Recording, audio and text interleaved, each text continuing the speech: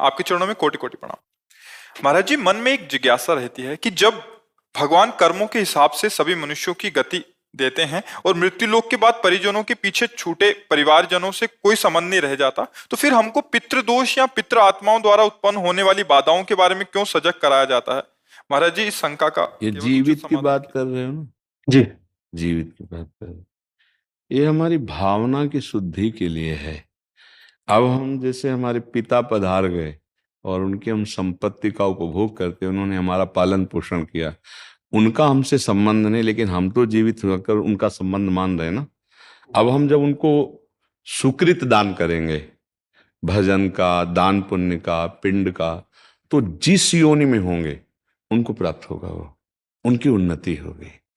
अगर वो किसी कर्म के दंड विभाग में हैं, नरक आदि में, आप यहाँ भजन कर, उनका उत्थान हो जाएगा, उनका मंगल हो जाए। वो आपका संबंध नहीं मान रहे, लेकिन आपका संबंध है, आप जीवित हैं। आपका स्थूल शरीर जब पड़ा होता है सैया में और आप स्वप्न देख रहे होते हैं, तो आपका स्थूल जगत और स्थूल शरीर से कोई मतलब नहीं होता, लेकिन मतलब है, जगने वाले को स्थूल से मतलब होगा ना।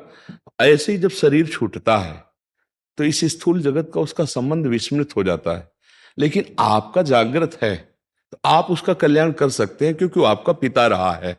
उसको पता नहीं है, उस समय उसको ज्ञान नहीं है, लेकिन आपको पता है, तो आप उसका मंगल कर सकते हैं भजन के द्वारा, तीर्थयाटन के द्वारा, पिंडदान के द्वारा।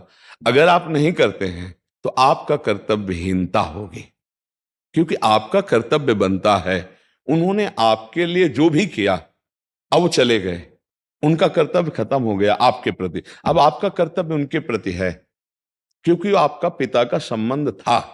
अब उनका मंगल होना चाहिए। तो हम अगर पिता की संपत्ति नहीं तो हम संपत्ति कमाएं, उनके लिए दान करें, वो दान उनको समर्पित करें, तो वो जहां भी होंगे उन्नति प्राप्त हो जाएगी, उनको उत्थान हो जाएगा, उनका स्थिति से उत्थान हो जाएगा, मंगल होने। मानो किसी मनुष्य शरीर में गए, अब उनको जो दंड मिलने हैं, उनको जो प्रारब्ध रचना हुई, और आपने भजन बल दे दिया, तो सब रुक जाएगा, उनका जीवन मंगलमय हो जाएगा। इसलिए प्रथा बनाई गई कि उनका अधूरा कार्य आप पूरा कर सकते हैं, उनको भगवत प्राप्ति करा सकते हैं। आप जब भजन करके भगवत प्राप्त होंगे, संकल्प करेंगे, तो बोले 21 पीढ़ियां तर जाती हैं, 14 आगे की और 7 पीढ़ी की, तो वो तो पिता है, उनको तो परम पद मिल ही जाएगा। उनको स्मृति नहीं है, आपको स्मृति है। अगर समझा कि स्मृति क्यों नहीं रहती, तो जैसे आप स्वप्न में होते हैं तो आपको जागृत शरीर की स्मृति नहीं रहती कि वस्तुतः मेरे शरीर को सुंदर सैया पर सुलाया गया है, मैं एक स्वप्न देख रहा हूं, ऐसा बोध नहीं होता। स्वप्न सत्य होता है और ये स्थूल शरीर का विस्मरण होता है, समझ रहे ना। ऐसे ही वो जिस लोक में गए हैं तो आपका विस्मरण हो चुका है, आपका कोई संबंध उनकी स्मृति में नहीं है। वो जहां है, जैसे अभी आप आए हैं, तो आप कहीं से आए हैं ना, पूर्व में कहीं ना कुछ थे, आपको कोई स्मरण नहीं है। लेकिन यदि पूर्व में आपका कोई संबंधी ऐसा है जो भजन तप और आपको, तो आपका ज्ञान विज्ञान प्रकाशित होने लगेगा, अचानक आपकी स्थिति बदलने लगेगी, शरीर की, स्वभाव की और वैभव की, क्योंकि आपका संबंधी कोई संकल्प कर रहा है। इसीलिए जब कोई भगवान का भक्त पैदा होता है, तो जो पितर अन्य लोकों में होते हैं उनका परम मंगल होना निश्चित हो जाता है, तो वो कुल धन्य माना जाता है कि वो धन्य होगा। सो कुल धन्य उमा सुन जगत पूज्य सुपनीत, क्योंकि सतरत सतरत सा लोकांतर्यति। अब उस कुल में पैदा हुआ, वो चाहे नरक में पितर हो चाहे स्वर्ग में हो, दोनों बंधन युक्त हैं।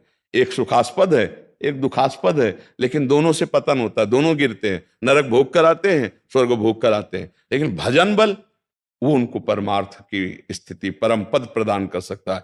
अब पुत्र अपने पिता माता की क्या, पीछे की पीढ़ियों को, पितामह आदि को भी परम पद प्रदान कर सकता है।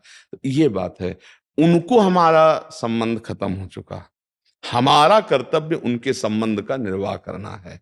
जैसे बहुत लोग हैं, पिता के लिए गया श्राद्ध आदि करते हैं, यज्ञ कराते हैं, भोज कराते हैं, पिता के निमित्त वो उसको सुकृत प्राप्त होता है। जाकर के पिता के निमित्त से भागवत कराते हैं, जप करवाते हैं, कीर्तन ये सब उसको प्राप्त होता है। तो वो जीवात्मा जो पिता बन के आया था उसको पता नहीं है, पर आपके इस दान पुण्य के बल से उसके जो दंड विधान थे वो क्षमा हो जाएंगे और आगे बढ़ जाएगा। इसलिए कहा जाता है कि जहां पुत्र हुआ, परिवार में संतान हुई, चाहे बच्ची हो चाहे बच्चा हो, तो को पिता प्रसन्न होता है कि अब हमारी दुर्गति नहीं होगी। ये भजन साधन, अगर हमसे चूक हो गई तो ये भजन साधन के द्वारा मंगल कर देगा। लेकिन यदि ऐसा ना हुआ तो फिर पुत्र का होना ना होना बराबर है। इसीलिए माना जाता है ना, संतान हो गई, हमारी आत्मा है, ये हमारे लिए कुछ करेगा। अगर हम चले भी गए तो हमारा कल्याण ये करेगा, क्योंकि हमारा वंशज है, उसके संबंध से उसको प्राप्त हो जाता है। तो महाराज जी, दो और प्रश्न आते हैं दिमाग में इसमें महाराज जी। एक तो इसमें फिर पुत्र हो या पुत्री हो, उसमें कोई भेद नहीं होना चाहिए? नहीं होना चाहिए, नहीं है, इसमें भी नहीं है। क्योंकि जैसे पुत्र स्वयं कर रहा है तो वो पुत्री पति के साथ कर रहे हैं, तीर्थयाटन जो भी कर रहे वो उसके अंश है, उससे उसका कल्याण होगा। उसमें ऐसा कोई खास बात नहीं कि पुत्र ही हो तब ऐसा होगा, हाँ ऐसा नहीं है।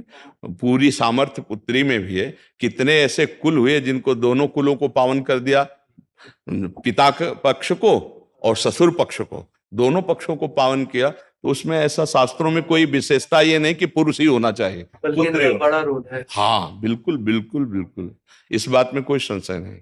और दूसरा प्रश्न महाराज जी, जैसे जीवात्मा मतलब जब आत्मा मतलब अपना स्थूल शरीर को छोड़कर चली गई तो उसके बाद नरक गति और स्वर्ग गति और फिर मृत्यु लोक में भी दोबारा आ सकती है भोगने के लिए। तो फिर अगर किसी वो दूसरे स्थूल शरीर में चले गई तो उस समय पे भी यही संबंध रहता है, पितृ पितृ वाला ही, जैसे कि अगर आप बोल रहे हैं अभी बताया ना कि अगर वो किसी मनुष्य शरीर में गया है तो उसकी उन्नति होने लगेगी, उसकी बाधाओं का नाश होने लगेगा आपके संबंध से, उसको पता नहीं है।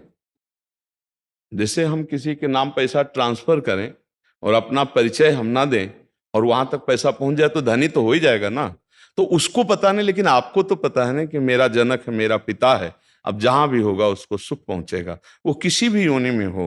अगर मनुष्य योनि में है तब तो कहना क्या है, पर पता नहीं किस योनि में हो, पर उसकी उन्नति हो जाएगी, उसका परमार्थ पुष्ट होने लगेगा। उस जैसे कुत्ता है, एक कुत्ता है गलियों में मारा घूमता है, एक है गाड़ी में सुखपूर्वक घूमता है, और एक है भक्तों के पास भी रहता है, भक्त परिवार है, नाम कीर्तन कर रहे हैं, मतलब एक है धाम में वास करता है।